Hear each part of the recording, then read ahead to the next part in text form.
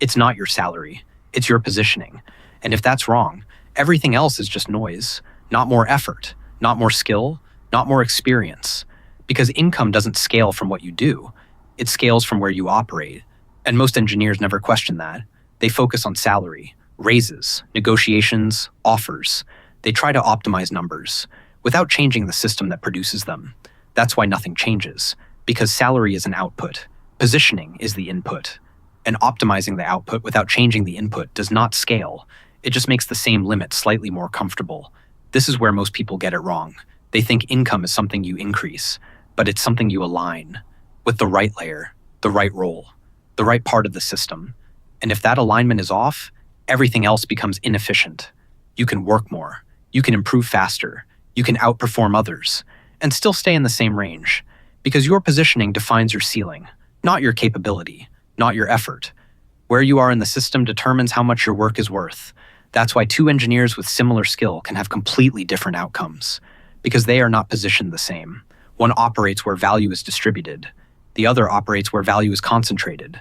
And that difference compounds, not slowly, but continuously, because systems don't pay equally. They concentrate reward around leverage, around control, around influence, and positioning is what determines access to that.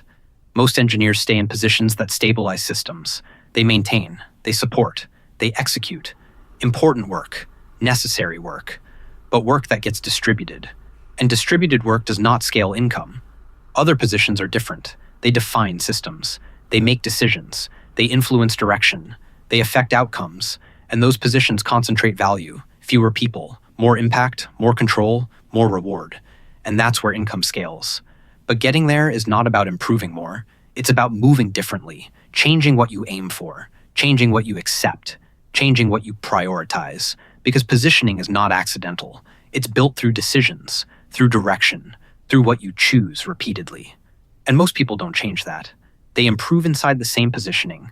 They optimize inside the same structure. They get better inside the same limits. And that's why nothing changes. Because you can't outperform bad positioning. You can only leave it. There is also a timing factor. The earlier you fix positioning, the easier everything becomes. The longer you wait, the harder it gets. Because your experience compounds, your identity forms, your trajectory stabilizes, and repositioning starts to feel like loss. So most people don't do it. They keep improving, they keep working, they keep optimizing, but inside a structure that already defined their limit. And that's what locks income in place. Not lack of effort, not lack of ability, but misaligned positioning. There is also a visibility problem. From inside a position, you only see that position. You don't see where value concentrates. You don't see what actually scales. So you optimize what you can see and ignore what actually matters. And that's why people stay stuck. Not because they can't move, but because they don't change where they operate. This is why income gaps become permanent. Not because people stop trying, but because they never reposition. And over time, that difference compounds. Hundreds of thousands across a career, lost without realizing it, because they focused on salary instead of positioning, because they optimized output instead of input. And this is why salary advice often fails. It focuses on negotiation, on asking better, on switching at the right time. Those things matter, but they do not solve bad positioning. They can improve the number, but they do not change the layer.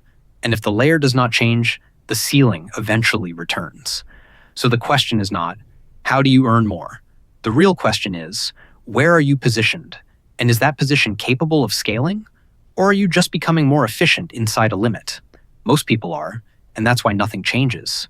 If you understand how the system actually works, you don't just improve. You reposition. Before your current position becomes your permanent range. Before your ceiling becomes your identity. Before your trajectory becomes fixed. If you want the full system behind this, it's in the description.